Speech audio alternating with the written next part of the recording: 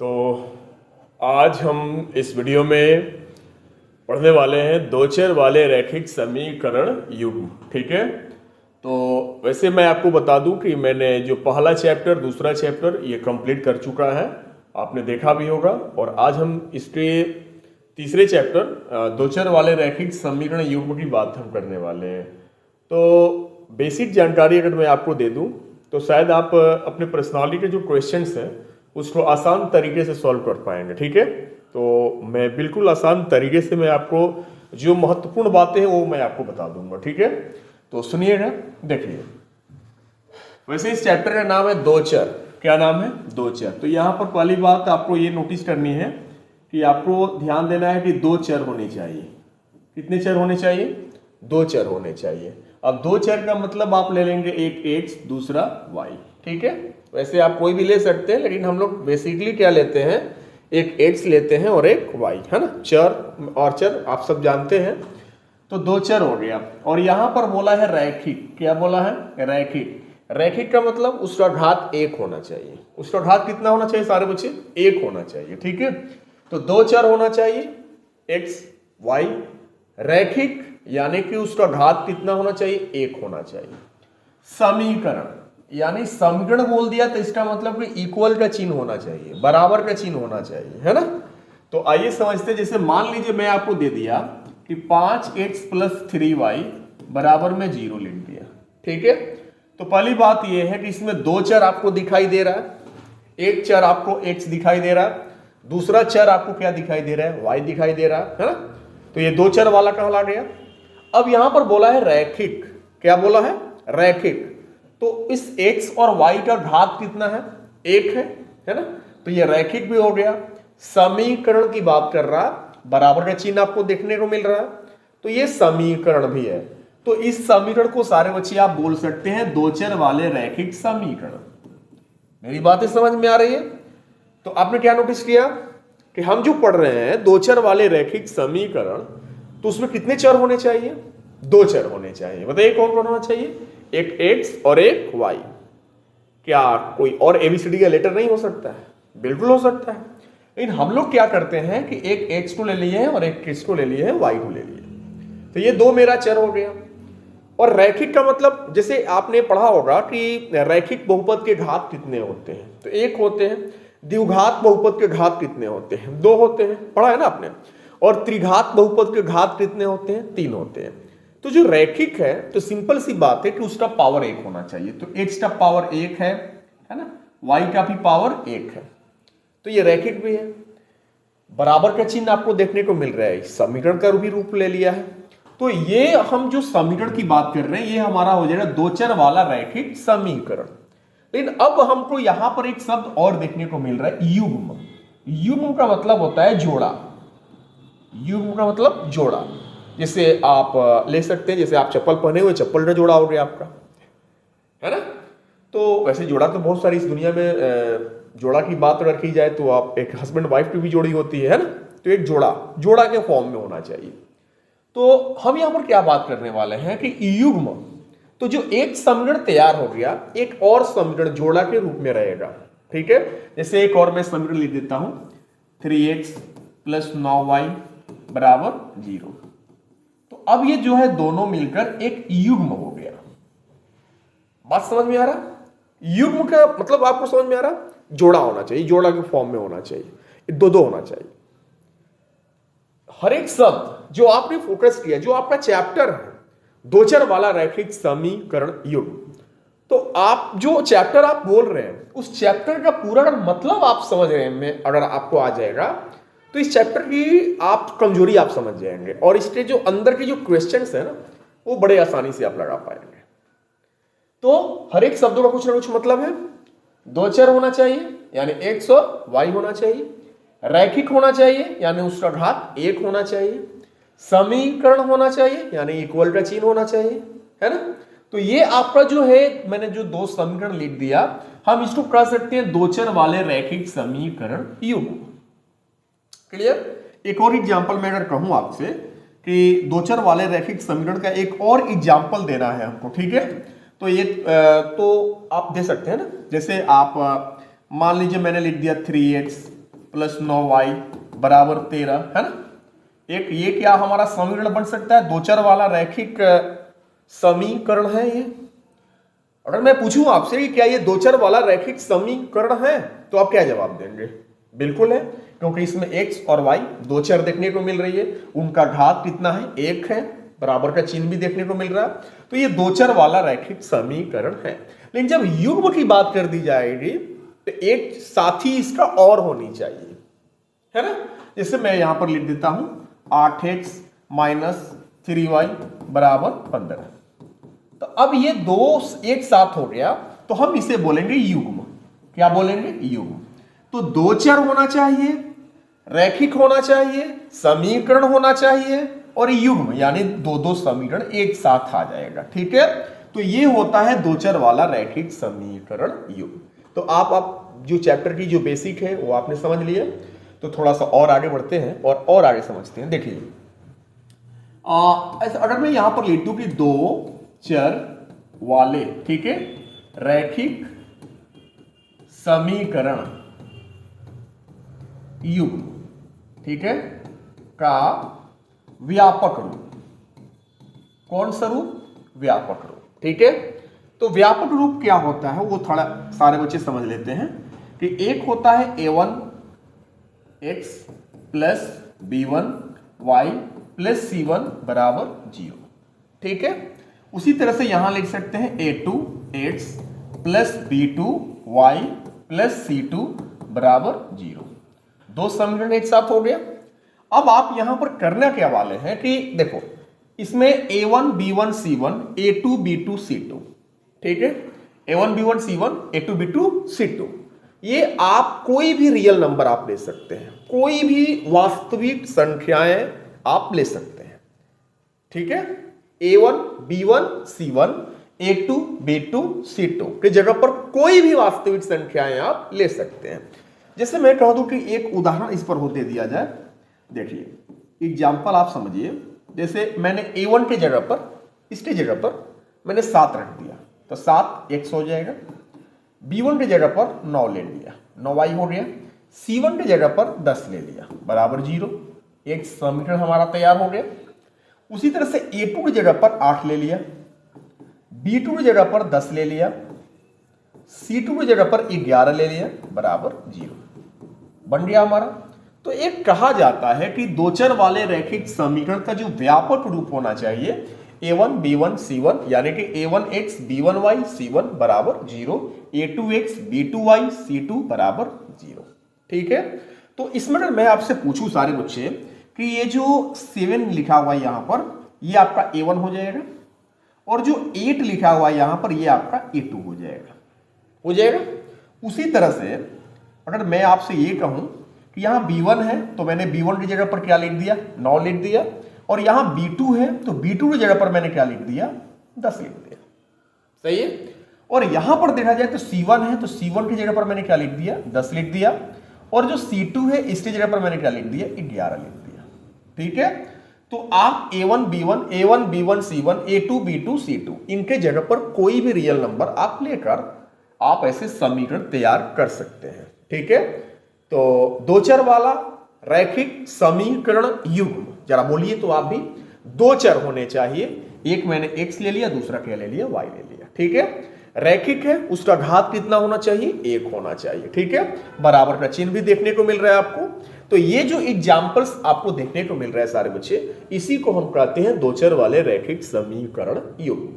Clear? चलिए अब मैं कुछ और आपको बताता हूं, ये आप अपने कॉपी में सारे बच्चे नोट कर लेंगे, ठीक है। अब मैं एक और आपको जानकारी देता हूं। जैसे देखिए मान लीजिए मैंने यहां पर लिख दिया कि 9x प्लस 8y प्लस 10 बराबर 0, एक समीकरण ये हो गया, ठीक है।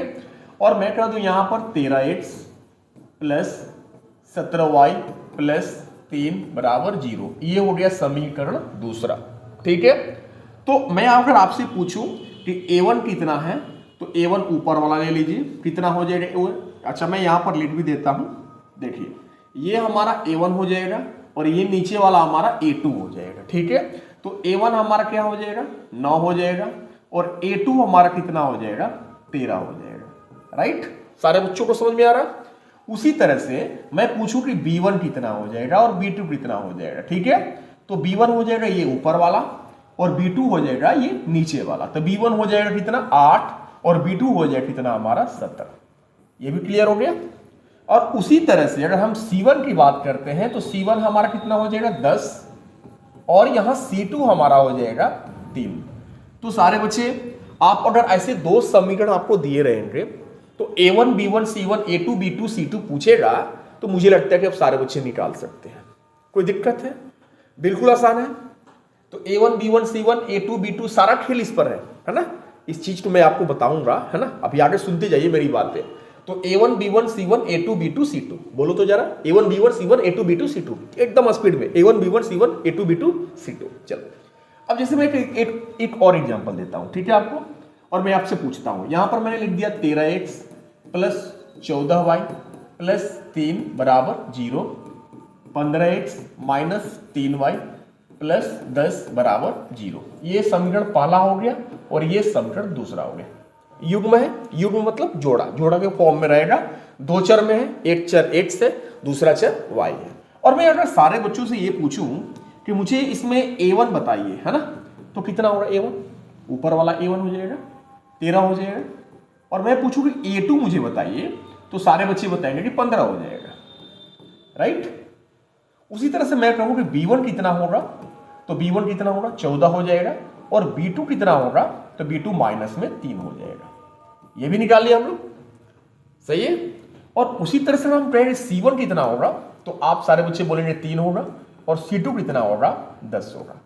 तो अगर ऐसे दो समीकरण दिए रहेंगे और A1 B1 A1 A2 B1 B2 C1 C2 का मान पूछेगा तो मुझे लगता है कि अब सारे बच्चे आप निकाल सकते हैं कि क्या A1 है, क्या A2 है, क्या B1 है, क्या B2 है, क्या C1 है, क्या C2 है ना। इसमें कोई हार्ड वाली कोई प्रश्न ही नहीं है। दूसरी बात, यहां पर अगर दो चर में आप बना रहे हैं तो यहां पर x स्क्वायर गुणांक 13 है। अगर आप x स्क्वायर गुणांक 0 ले लेते हैं तो 0 में तो x स्क्वायर गुणा हो तो 0 हो जाएगा। तो थोड़ा सा ये संभल के रहना है कि हम x और y का जो गुणांक है वो 0 ना लें, ठीक है। क्योंकि दो चर का मतलब होना चाहिए कि वो दो x और y को रखना है। अगर वो x और y का मान 0 हो जाए तो फिर तो दिक्कत हो जाए, मतलब यहां पर इसका गुणांक 0 हो जाए तो x और y भी 0 हो जाएंगे। तो यहां A1 B1 C2 A2 B2 C2 की जगह पर रियल नंबर तो आप कोई भी ले सकते हैं, वास्तविक संख्या है तो कोई भी ले सकते हैं। बस ध्यान ये देना है कि गुणांक यहां 0 0 नहीं लेना है ना। चलिए, तो ये चीजें आप समझ गए। अब मैं आपको इनके जो ग्राफ होते हैं, कुछ शर्तें होती हैं कि किस शर्त पे कौन सी ग्राफ बनती है, मैं आपको बता देता हूं, ठीक है। जैसे देखिए सारे बच्चे, देखिए यहां पर मैं लिख देता हूं शर्त 1 और मैं 3 शर्तें बताने वाला हूं। कितनी शर्तें? 3 शर्तें, ठीक है। और मैं तीनों शर्तें जो बताने वाला हूं very very very very important है, इसलिए आप उन तीनों शर्तों को फोकस करिएगा, मेरी बातों को सुनिएगा, समझिएगा। इस चैप्टर का मेन जड़ यही है, तीनों शर्त। समझना चाहते हैं? सुनिए, देखिए तीनों शर्त आप देखिए क्या है। शर्त नंबर 1 कहता है कि यदि A1 बटा A2 बराबर नहीं हो B1 बटा B2 के, राइट। अगर A1 बटा A2 बराबर ना हो B1 बटा B2 के तो ये दोनों अगर बराबर ना हो तो कह दिया जाता है कि जो इसका जो ग्राफ बनेगा दो चर वाले रैखिक समीकरण युग्म का जो ग्राफ बनेगा सारे बच्चे, वो ग्राफ प्रतिच्छेदी ग्राफ बनेगा। अब आपके दिमाग में एक सवाल होगा कि ग्राफ प्रतिच्छेदी होगा, तो मैंने लिख दिया। अब आप सोच रहे होंगे कि ये ग्राफ प्रतिच्छेदी क्या होता है ना। प्रतिच्छेदी ग्राफ कैसा होता है? तो सारे बच्चे प्रतिच्छेदी ग्राफ जैसे आप गुणा का चिन्ह देते हो ना, इस तरह से होता है। जैसे आप दो समीकरण बनाते हैं, दोनों समीकरणों का अगर ग्राफ खींचेंगे आप तो उनका जो ग्राफ होगा एक सीधी रेखा तो होगा दोनों का, लेकिन दोनों रेखाएं सीधी रेखाएं क्या करेंगी, एक दूसरे को प्रतिच्छेद करती हुई दिखेगी। यानी कि यहां पर एक बिंदु पर प्रतिच्छेद करती हुई दिखेगी। लेकिन कब? जब आप उनके जो गुणांकों का तुलना करके आप इस तरह से अगर लाते हैं कि A1 बाई A2 बराबर नहीं हो रहा है B1 बाई B2 के, तो जो उसका ग्राफ होता है, उसका जो ग्राफ बनाएंगे हम लोग, तो उसका ग्राफ प्रतिच्छेदी होगा। क्लियर? अब एक बात और सुन लीजिए सारे बच्चे कि जब ये ग्राफ प्रतिच्छेदी होगा, ठीक है, तो यहां पर आप देखिए कि दोनों एक बिंदु पर प्रतिच्छेद कर रहे हैं, लड़ रहे हैं। तो पूछा जाता है कि जब ग्राफ प्रतिच्छेदी होता है तो उसके हल कितने होते हैं, ठीक है, कितने उसके एक्स और वाई के मान आएंगे। तो कहा जाता है कि जब ग्राफ प्रतिच्छेदी होगा तो एक बिंदु पर प्रतिच्छेद कर रहा, इसलिए उसके एक हल होगा। कितना हल होगा? एक हल होगा। मैंने क्यों बता दिया एक हल होगा? क्योंकि एक बिंदु पर क्या करेगा? प्रतिच्छेद करेगा।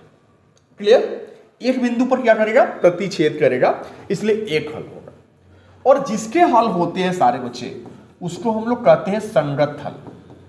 क्या कहते हैं? संगत। क्या बोलते हैं? संगत हल होगा। संगत, चाहे एक हल हो चाहे अनेक हल हो, उसको हम क्या बोलेंगे? संगत। तो जरा ये शर्त नंबर 1 अपने कॉपी पर सारे बच्चे अभी नोट करेंगे, और मैं इस पर आपको 2-3 सवाल बताऊंगा, और फिर हम लोग समझेंगे कि वो जैसे उदाहरण में आपको 2-3 दूंगा तो आपको क्लियर हो जाएगा कि ये कहना क्या चाहता है। ठीक है? तो ग्राफ प्रतिच्छेदी होगा कब? जब a1 बटा a2 बराबर नहीं हो b1 बटा b2 के, तो ग्राफ प्रतिच्छेदी होगा, यानी कि एक दूसरे को प्रतिच्छेद करेगी, और प्रतिच्छेद करेगा तो एक बिंदु पर मिलेगी, तो इसलिए हम कहेंगे कि उसका एक हल होगा, और जिसके हल होते हैं उसमें लिख देना है संगत। ठीक है? चलिए, अब जैसे मैं एक सवाल क्वेश्चन करता हूं आपसे, एक उदाहरण लेता हूं। ठीक है? जैसे मैंने लिख दिया यहां 5x प्लस 9y बराबर में 13। ठीक है? और फिर मैंने लिख दिया यहां 8x प्लस 10y बराबर में 14। एक समीकरण पहला हो गया और एक समीकरण दूसरा हो गया।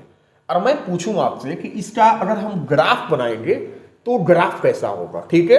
तो आपको ग्राफ बनाने की कोई जरूरत नहीं है, राइट? आपको ग्राफ बनाने की कोई जरूरत नहीं है सारे बच्चे। आप बस इनके गुणांकों की तुलना कर दीजिए। a1 कितना है? 5 और नीचे कितना है? 8। 5 बटा 8 लिख दीजिए। a1 a2 b1 b2 और इसको मान लीजिए c1 c2। क्लियर? तो a1 a2 यानी 5 बटा 8, और यहां पर देखिए b1 b2 9 बटा 10, राइट? अब मुझे बताइए कि 5 बटा 8 9 बटा 10 के बराबर है क्या? बिल्कुल नहीं है। तो हम बराबर को ऐसे काट देंगे। तो मैंने क्या बताया था? ये कौन सी शर्त हो गया? a1 बटा a2 बराबर b1 बटा b2, और ये बराबर नहीं हो रहा है, तो ये वाली शर्त सारे बच्चे आपको क्या बताती है? a1 बाई a2 बराबर नहीं होती है b1 बाई b2 के, तो हम लोग कह देंगे कि जो इसका हम ग्राफ बनाएंगे, क्या बनाएंगे? ग्राफ बनाएंगे, वो ग्राफ हमारा प्रतिच्छेदी होगा। वो ग्राफ कैसा होगा? प्रतिच्छेदी होगा।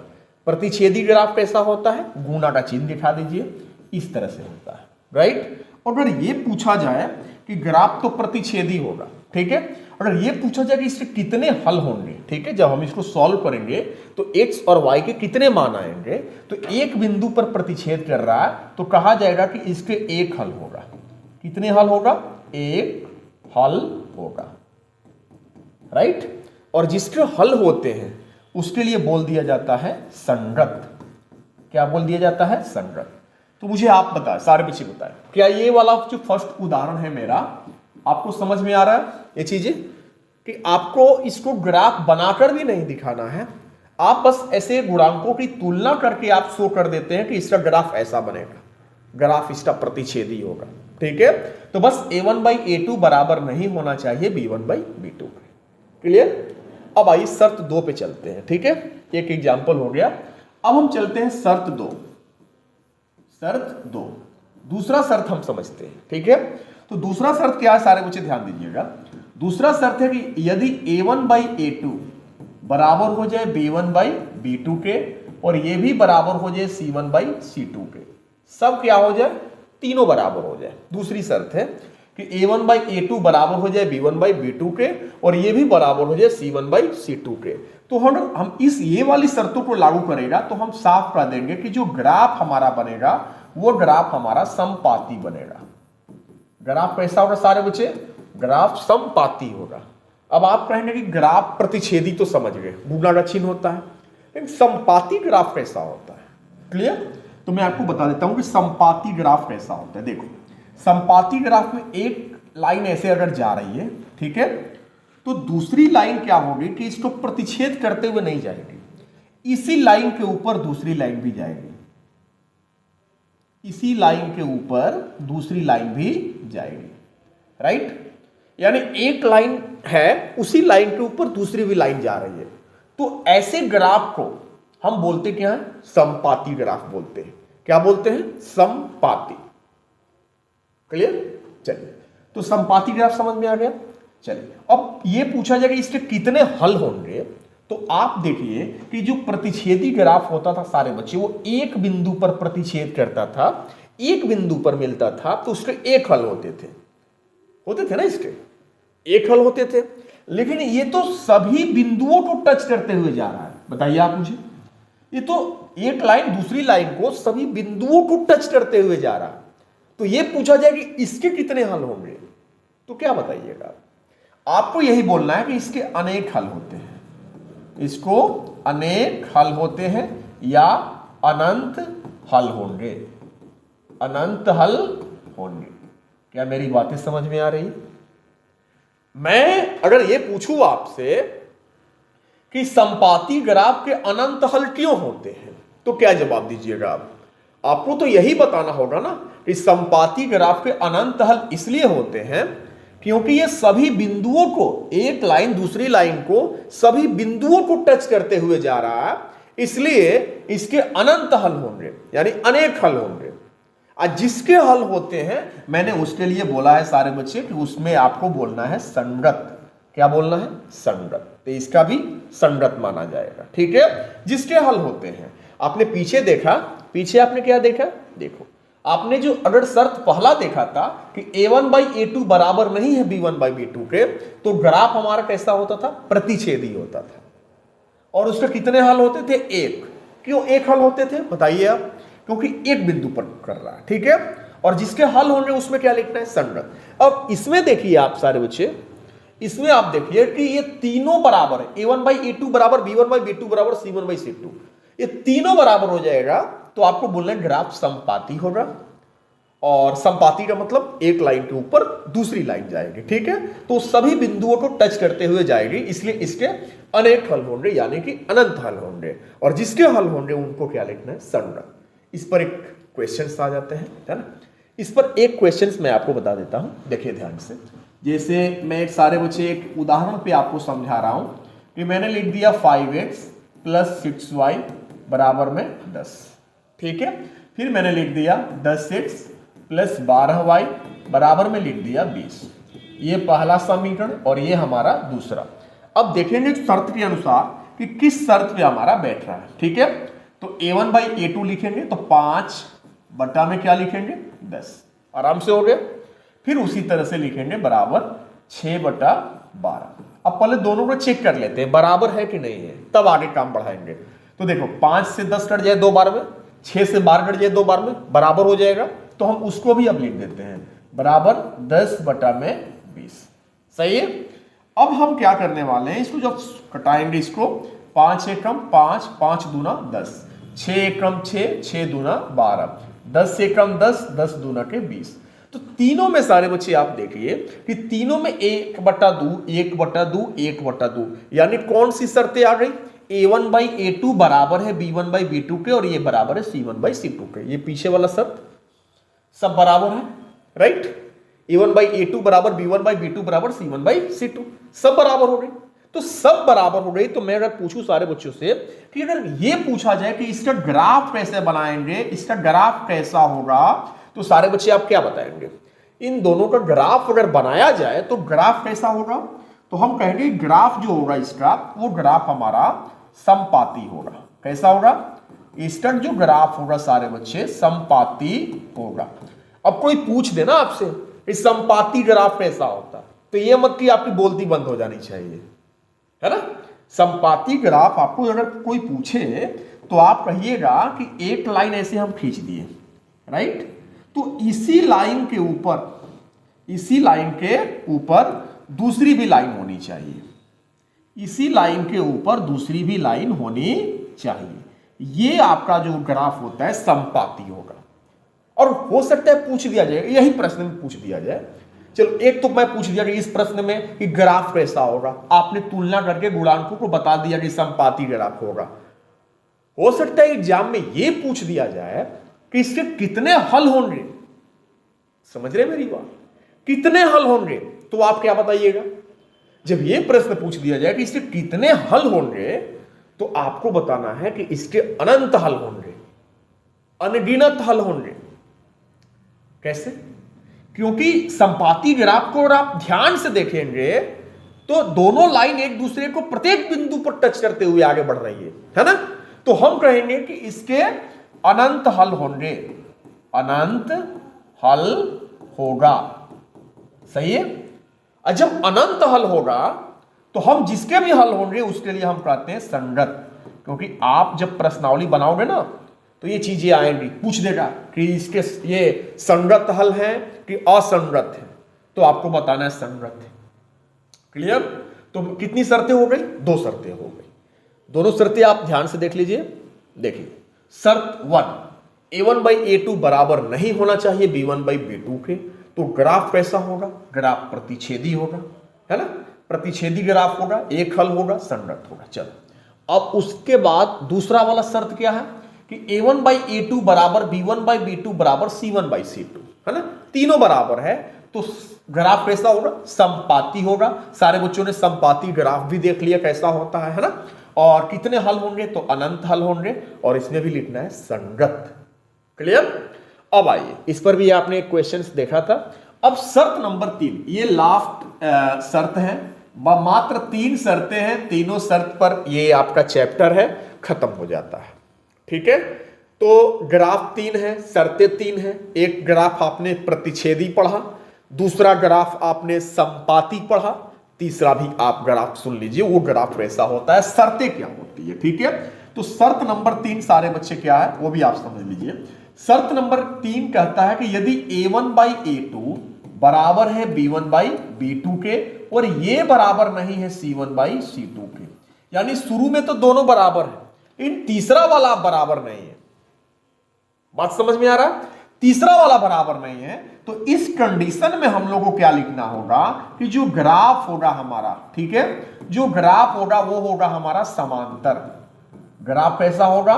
ग्राफ समांतर होगा। अब आप कहेंगे कि प्रतिच्छेदी ग्राफ तो हमको समझ में आ रहा है, संपाती ग्राफ हमको समझ में आ रहा है, लेकिन समांतर ग्राफ कैसा होता है ये समझ में नहीं आ रहा, है ना। और मैं आपको बताता हूं समांतर ग्राफ क्या होता है। सुनना ध्यान से सारे बच्चे। समांतर ग्राफ में क्या होता है कि एक लाइन जैसे ये है, ठीक है, तो एक और लाइन ऐसे हम खींचेंगे, ठीक है, जिनके बीच की जो दूरी होती है ना वो बराबर होती है। 2 लाइन है और उनके बीच की जो दूरी है वो बराबर है अगर, तो हम कहेंगे कि दोनों लाइन समांतर है, दोनों लाइन समांतर है। इसको आप आगे की तरफ बढ़ाइए या उसको पीछे की तरफ बढ़ाइए, चाहे आगे की तरफ बढ़ाइए, ये दोनों लाइन आपस में कभी लड़ने वाली नहीं है। तो ऐसे ग्राफ को हम समांतर ग्राफ बोलते हैं।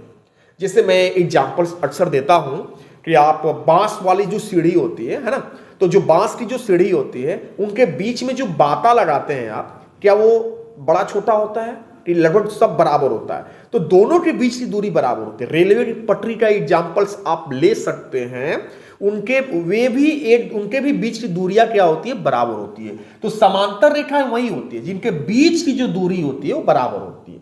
ये कभी आप आगे पीछे बढ़ाने पर ये दोनों लाइन आपस में लड़ने वाली नहीं है, तो ये समांतर ग्राफ होता है। तो जब ये दोनों लाइन आपस में नहीं लड़ेगी तो ये पूछा जाएगा कि इसके कितने हल होंगे। तो आप सारे बच्चे क्या बताइएगा, जरा सोच के बताइए। समांतर ग्राफ में दोनों लाइन कभी नहीं लड़ रही है, प्रतिच्छेदी ग्राफ में एक बिंदु पर लड़ रही है तो एक हल हो जाता है। संपाती ग्राफ में क्या करती है कि प्रत्येक बिंदुओं को टच करते हुए जाती है तो अनंत हल हो जा रहा है। लेकिन समांतर ग्राफ है ये, तो समांतर ग्राफ में ये पूछा जाए कि इसके कितने हल होंगे, तो क्या जवाब दीजिएगा? आप कह देना कि दोनों लाइन जब लड़ेगी ही नहीं आपस में तो हम कह देंगे कि इसके कोई हल नहीं होगा। क्या? कोई हल नहीं होगा। क्या लिखेंगे? कोई हल नहीं होगा। बता दीजिए, याद आएगा ना, कोई हल नहीं होगा। इस पर एक एग्जांपल्स आपको मैं दिखा रहा हूं। और जब जिसका कोई हल नहीं होगा ना उसमें आप अब संगत मत लिखिएगा, उसमें आप सारे बच्चे समझ जाइएगा कि असंगत हमको लिखना है। असंगत, जिसके हल होते हैं उसी में संगत होगा, और जिसका कोई हल नहीं है ना उसमें आपको लिख देना है असंगत। क्लियर? मात्र 3 शर्तें हैं। आइए इस पर एक सवाल बनाते हैं, एक उदाहरण लेते हैं, ध्यान से देखिएगा सारे बच्चे। मैंने यहां पर लिख दिया कि 2x + 3y = 7, ये हो गया हमारा समीकरण पहला, ठीक है। और मैंने यहां पर लिख दिया 6x + 9y ले लिया, अब बराबर में लिख दिया 8, समीकरण दूसरा, ठीक है। अब हमको इनको जो a1 b1 c1 a2 b2 c2 जो गुणांक है उनको तुलना करके देखते हैं कि इसका ग्राफ कैसा बन रहा है, ठीक है। तो यहां a1 का मान 2 है और नीचे a2 का मान 6 है, 2/6 हो गया। फिर यहां बराबर b1 का मान 3 है और b2 का मान 9 है, ठीक है। तो 2 से 6 कट जाएगा 3 बार में, 3 से 9 कट जाएगा 3 बार में, दोनों बराबर हो गए। तो एक और आगे बढ़ाते हैं 7/8, ठीक है। अब मुझे बताओ कि क्या इसमें 2 एकम 2, 2 तिया 6, चलो 1/3 आ गया, ये 3 एकम 3, 3 तिरिके 9, चलो ये भी 1/3, तो ये तो दोनों बराबर हो गए। बोलो, ये 1/3 1/3 ये दोनों बराबर हो गए, क्या ये बराबर है 7/8? बताओ, नहीं बराबर है, तो आप इस बराबर को ऐसे काट दोगे, राइट, क्योंकि ये बराबर नहीं है। तो मुझे बताओ, आप पीछे आपने शर्तें देखा, क्या ये वाली शर्तें हैं? a1/a2 = b1/b2 बराबर नहीं है c1/c2 के, तो ये वाली शर्त ऊपर बैठ जा रहा है, तो इस शर्त पर बैठ जा रहा है सारे बच्चे। तो हम कह देंगे जो इसका ग्राफ बनाएंगे हम लोग, तो जो इसका ग्राफ होगा वो ग्राफ होगा हमारा समांतर। कैसा होगा? समांतर, है ना। रेलवे की पटरी, बांस की सीढ़ी, ये दोनों लाइनें आपस में कभी लड़ने वाली नहीं है, तो हम कह देंगे कि इसके कोई हल नहीं होगा, कोई हल नहीं होगा, कोई हल नहीं होगा। क्यों कोई हल नहीं होगा बताओ? क्योंकि दोनों कभी एक दूसरे को प्रतिच्छेद एक भी बिंदु पर नहीं करेगी, इसलिए कोई हल नहीं होगा। और जिसके कोई हल नहीं होगा उसमें क्या लिखना है? असंगत। क्या ये मेरी तीनों बातें याद रहेगी? बिल्कुल। चलिए, तो 3 शर्तें हो गया। सारे बच्चे ध्यान से सुनना। देखो, तो आपने क्या पढ़ा, मैं यहां पर फिर से आपको ध्यान दिला देता हूं, क्योंकि इस चैप्टर की तो जो मेन चीजें है वो मैं आपको बता दे रहा हूं। सुनना सारे बच्चे, कि जैसे आप ध्यान देना में, आप यहां पर ये समझना कि जो ग्राफ होता है ना, वो ग्राफ 3 टाइप के होते हैं, ठीक है। एक ग्राफ होता है, पहला ग्राफ प्रतिच्छेदी ग्राफ होता है। ऐसा ग्राफ होता है प्रतिच्छेदी, गूढ़ा का चिन्ह जैसा होता है, राइट। चलो, दूसरा ग्राफ क्या होता है? दूसरा ग्राफ होता है समपाती। कैसा होता है? समपाती। ये कैसा ग्राफ होता है? इस ग्राफ में एक लाइन ऐसे जाएगा और दूसरी लाइन इसी लाइन के ऊपर जाएगी, तो ये समपाती ग्राफ हो जाएगा, सही है। और तीसरा ग्राफ कैसा होता है? समांतर। कैसा होता है? समांतर। समांतर ग्राफ कैसा होता है सारे बच्चे? ये एक लाइन हो गया और ये भी एक लाइन, ये दोनों लाइन एक दूसरे को किसी भी बिंदु पर मिलने वाली नहीं है। तो आपके 10th क्लास में, आपकी 10वीं में जो ग्राफ हैं, जो आपको पढ़ने हैं, वो 3 टाइप के ग्राफ आपको देखने को मिलेंगे। एक ग्राफ प्रतिच्छेदी होगा, एक ग्राफ समपाती होगा और एक ग्राफ समांतर होगा। प्रतिच्छेदी ग्राफ के कितने हल होते हैं? 1। समपाती ग्राफ के कितने हल होते हैं? अनंत। और समांतर ग्राफ के कितने हल होते हैं? कोई हल नहीं होगा, राइट। तीनों की शर्तें याद कर लीजिए, तीनों की सारे बच्चे शर्तें याद कर लीजिए। मैं आपसे रिक्वेस्ट कर रहा हूं कि तीनों की शर्तें याद कर लीजिए, ठीक है। तो शर्तें क्या है प्रतिच्छेदी का? कि a1/a2 बराबर नहीं होना चाहिए b1/b2 के, तो ये प्रतिच्छेदी का शर्त है, याद कर, ये बिल्कुल याद कर लीजिए। इससे समपाती का याद करिए, a1/a2 बराबर b1/b2 बराबर c1/c2, ये आपका समपाती का हो जाएगा। और समांतर का याद कर लीजिए कि a1/a2 बराबर b1/b2 और ये बराबर ना हो C1/C2 के। बस ये तीनों, यही आप सारे बच्चे इस चैप्टर की जो मेन अनमोल खजाने आप बोल सकते हैं, ये वैसे खजाने हैं जो कि आपको चैप्टर के जो क्वेश्चंस हैं आप इसको सॉल्व करने में बिल्कुल आसानी होगी। तो बिल्कुल आप बना सकते हैं इस चीज को कि कैसे क्या करना है आपको, ये तीनों शर्त। अब मैं आपसे एक प्रश्न देता हूं और आप मुझे बताएंगे कि ये इसमें क्या होने वाला है, ठीक है। ग्राफ कैसा बनेगा ये आपको सारे बच्चों को बताना है कि ग्राफ कैसा होगा, ठीक है। मैंने यहां पर लिख दिया कि 9x + 8y बराबर में 10 और यहां पर मैंने लिख दिया 3x + 2y बराबर में 5, समीकरण दूसरा। तो मुझे आपको सारे बच्चे बताना है कि इसका ग्राफ कैसा बनेगा, ठीक है। इसका ग्राफ कैसा बनेगा बताओ, आप सोच रहे बताओ, मैं रुका हुआ हूं, इसका ग्राफ कैसा होगा। कमेंट में से भी सारे बच्चे लिख देना, बताओ, तुलना करो इससे, बिल्कुल तो करो, देखो, हाँ बिल्कुल, आओ। ग्राफ कैसा बनेगा सारे बच्चे, प्रतिच्छेदी बनेगा। कैसा बनेगा, प्रतिच्छेदी। अब कैसे प्रतिच्छेदी आपने बताया है ये मैं आपको बता रहा हूं। आप ऊपर 9 है, 9 लिखेंगे, नीचे क्या है 3, 9/3 हो गया, ऊपर क्या है 8, b1 का मान, b2 का मान कितना है 2, पहले ये दोनों को चेक करो तब आगे बढ़ो, ठीक है। 3 एकम 3, 3 3 9, 3/1 आ गया, 2 एकम 2, 2 चौके 8। क्या ये बराबर है, यहाँ 3/1 है, यहाँ 4/1 है, तो ये बराबर नहीं है। तो ये वाली शर्तें हैं सारे बच्चे, a1/a2 बराबर नहीं हो रही है b1/b2 के। तो ये वाली शर्तें हमको बताती है कि जो हमारा ग्राफ है वो ग्राफ कैसा है, वो ग्राफ हमारा प्रतिच्छेदी होगा। वो ग्राफ कैसा होगा, हमारा प्रतिच्छेदी ग्राफ होगा। क्लियर, ये हमारा ग्राफ कैसा होगा, प्रतिच्छेदी ग्राफ होगा। सही है, प्रतिच्छेदी ग्राफ ऐसे गुना का चिन्ह जैसा। कितने हल होंगे, एक हल होंगे, एक हल होगा, ठीक है।